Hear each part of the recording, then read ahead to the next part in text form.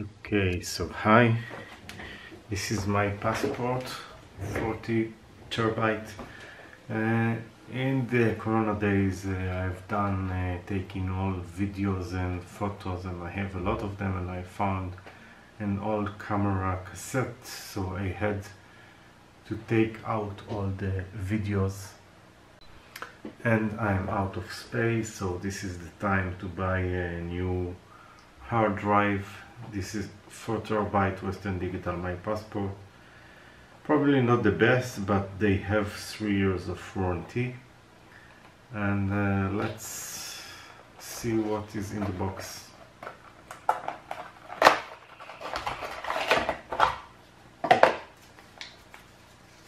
This is a warranty paper or something. Yes. Okay, and the hard drive, and we have also a USB cable, USB 3 cable.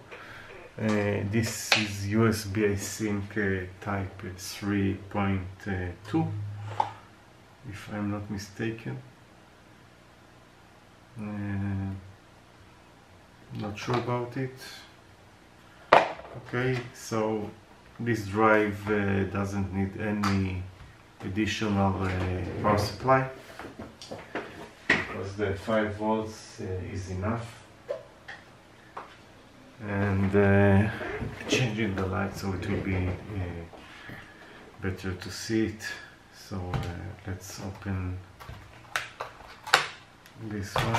I will need to use a knife or scissors or something. I have here a cutter or something. So let's open the box. Oh, it is hard to open it.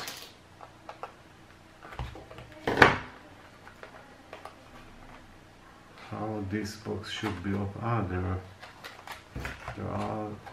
there is a way to open it like this.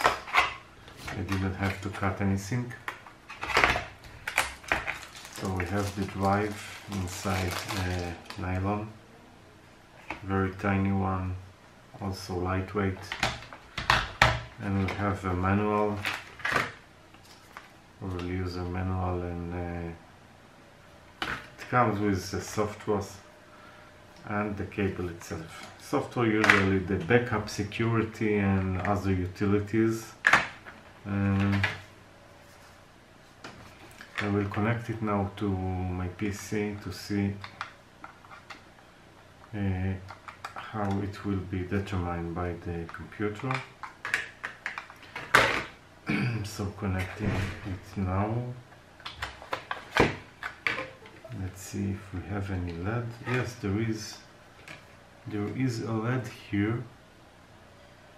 You can see it.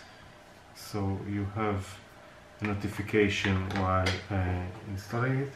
Okay, so inside I will not show my screen computer, but we have install Discovery for Windows and install Discovery for Mac. And when I'm looking at the properties, I see 3.63 terabyte. Okay, so let's see if 3.63 is reasonable. How do we check it? So I will explain now how do we check it. Okay, so each kilobyte in computer is 1024 bits, because this is the way computer is built, and why, from where is this number? You have 32 rows and 32 columns, so end to end you have 1024 cells. Now 1 kilobyte multiplied with 1 kilobyte is of course 1 megabyte, and 1 megabyte multiplied with another 1 kilobyte will give us the terabyte. But when we are talking about 4 terabytes, so what they are doing is considering it as 4 tera, which means 4 multiply by 10